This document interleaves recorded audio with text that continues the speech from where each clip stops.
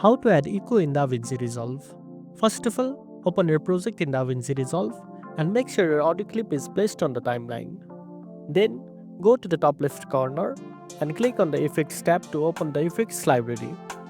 Now, scroll down to find the Audio Effects section. Under that, look for the option called Echo. Once you find it, drag and drop the echo effect directly onto the audio clip in your timeline. After applying the effect, play the audio and you will hear that the echo has been added. You can also tweak the settings for the left channel, right channel, filter and output. At the top, you can choose options such as large hall, slow crossover and others. Now, click on the audio clip to make sure it's selected.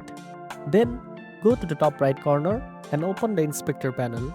Inside inspector, you will see the echo effect listed under the audio settings. Here you can adjust various echo controls like ratio, delay time, feedback, output label and more. Play around with these sliders to find the sound that fits your video best. You can press play on the timeline to preview the echo in real time while adjusting the settings. Once you are happy with the result, your audio is ready with the echo effect added. And that's it.